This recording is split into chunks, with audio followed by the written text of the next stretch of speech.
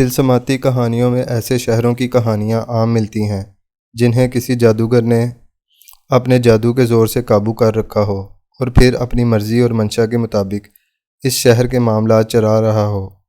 پاکستان کے شہر اور دارالحکومت اسلام آباد پر کبھی کبھی ایسے ہی کسی اسیب زدہ شہر کا گمان ہونے لگتا ہے۔ یوں محسوس ہوتا ہے جیسے اس شہر کے اہم ترین باسیوں سے عقل و ہوش چھین لی گئی ہو اور یہ لوگ کسی جادو کے اثر سے ایسے فیصلے کرتے جا رہے ہوں جو خود اپنے ہی مفادات کے خلاف ہوں اور ان کی اپنی نسل اور آئندہ آنے والی نسلوں کے لیے تباہ کن ہو سکتے ہوں۔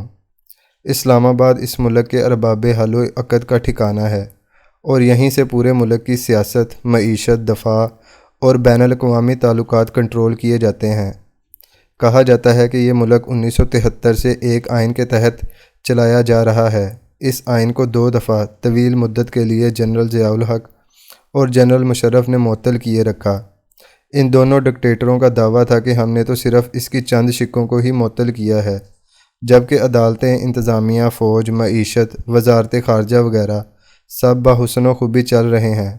یہاں تک کہ ضیاء الحق نے 1985 میں اپنے بنائے ہوئے الیکشن کمیشن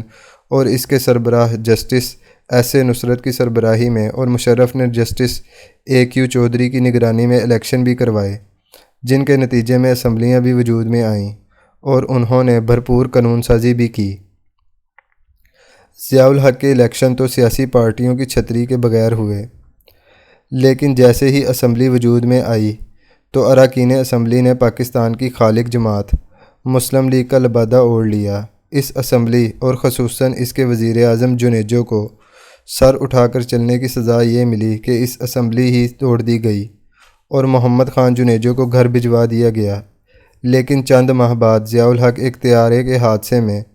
بہاولپور کی سرزمین پر دائمی اجل کو لبیک کہہ گئے۔ مشرف کی بنائی ہوئی پہلی اسمبلی سیاسی جماعتوں پر مشتمل تھی، لیکن یہ تمام جماعتیں ان کے ہی مفادات کا براہ راست یا بالواسطہ تحفظ کرتی رہیں، یہاں تک کہ صوبہ سرحد میں مولانا فضل الرحمان اور قاضی حسین احمد کی اسلامی مذہبی جماعتوں کی مشترکہ حکومت تھی، مگر انہوں نے بھی افغانستان سے ملحقہ اس صوبے میں دہشت گردی کے خلاف امریکی جنگ کے لیے راستہ ہموار کیے رکھا اور پرویز مشرف کے غیر آئینی اقدامات کے پارلیمانی تحفظ کے لیے 70ویں ترمیم بھی منظور کروائی۔ پرویز مشرف کو آئین میں ترمیم کا اختیار جس سپریم کورٹ نے دیا تھا اور اس کے چیف جسٹس ارشاد احمد خان تھے، مشرف نے اس احسان کا بدلہ یہ دیا کہ انہیں چیف الیکشن کمشنر لگا دیا۔ اپریل 1969 میں یہ عہدہ ججوں کو ریٹائرمنٹ کے بعد تحفے میں دیا جانے لگا تھا اور ارشاد احمد خان 12ویں سابق جسٹس تھے جو اس کے چیف لگائے گئے۔ اس کے بعد 4 اور سابق جج حضرات اس عہدے پر متمکن رہے اور پھر یہ عہدہ واپس سابقہ بیوروکریٹس کی تحویل میں دے دیا گیا۔ مارچ 1956 میں ایک سابقہ بیوروکریٹ ایف ایم خان کے چیف بننے کی روایت سے اس عہدے کا آغاز ہوا تھا۔ سکندر سلطان راجہ اس کمیشن کے 21ویں چیف ہیں اور کمیشن کے 5 ممبران میں سے اب صرف ایک ہی سابقہ جسٹس اکرام اللہ خان رہ گئے ہیں۔ چیف الیکشن کمشنر سکندر سلطان راجہ اور پنجاب سے ممبر الیکشن کمیشن بابر حسن بھروانہ دونوں آپس میں بیچ میٹ ہیں اور سول سروس کی اپنی نوکری کے دوران دونوں لاتعداد انتظامی عہدوں پر رہ چکے ہیں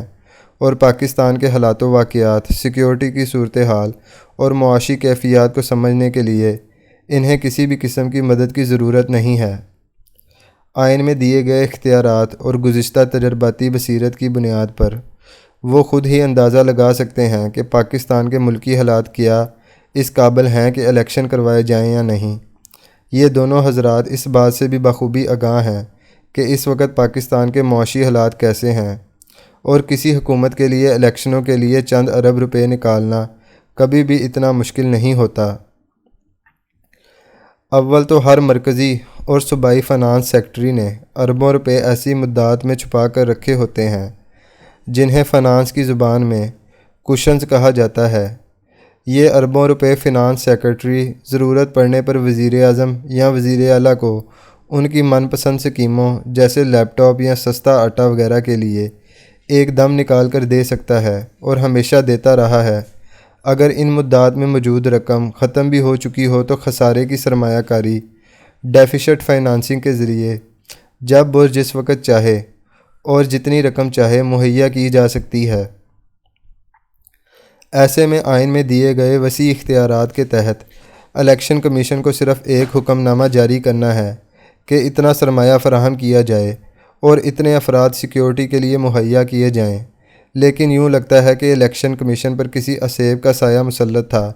کہ جس نے اس سے اپنے تجربے اور اختیار کے مطابق سوچنے، سمجھنے اور عمل کرنے کی صلاحیت ہی چھین لی تھی۔ ایک اسیب زدہ شخص کی طرح کبھی وہ کہتے رہے کہ ہمیں تو الیکشنوں کی تاریخ دینے کا کوئی اختیار نہیں، اور پھر اچانک خود ہی طویل غور و خوض کے بعد 8 اکتوبر کی تاریخ دے دی۔ کہا جاتا ہے کہ اسیب میں انسان سے عقل و ہوش چھن جاتے ہیں اور وہ ایسی غلطیاں کرنے لگتا ہے جو اس کی صحت ذہنی پر سوال اٹھانے کا باعث بنتی ہیں۔ لگتا ہے کمیشن نے کسی اسیبی کیفیت کے زیر اثر ایسے متعلقہ حکام کے ساتھ میٹنگیں کی ہیں جن کی آئین میں کسی بھی قسم کی کوئی حیثیت نہیں ہے۔ آئین صرف اور صرف الیکشن کمیشن کو پہچانتا ہے، اور سیکرٹری دفاع اور فنانس چیف سیکرٹری اور آئی جی حضرات تو اس کے حکم کے غلام ہیں، لیکن کوئی اسیب ہی ہوتا ہے جس کی وجہ سے آدمی کو اپنی طاقت و قوت کا اندازہ ہی نہیں ہوتا۔ ان میٹنگوں کے بعد الیکشن کمیشن نے جو حکم نامہ جاری کیا اس کے مطابق کمیشن کی 8 فروری 2023 کو چیف سیکرٹری اور آئی جی پولیس پنجاب کے ساتھ میٹنگ ہوئی، جس میں ان دونوں حضرات نے جنہیں اللہ نے مستقبل میں جھانکنے کی خصوصی اہلیت عطا کی تھی، انہوں نے یہ بھی بتا دیا کہ 16 فروری 2023 کو جعفر ایکسپریس پر دھماکہ ہوگا۔ ایسا کچھ صرف کسی اسیب کے زیر اثر ہی ہو سکتا ہے جس کے خوف کی وجہ سے عقل و ہوش معاف ہو جاتے ہیں، لیکن اس اسیب زدہ ماحول میں لکھے ہوئے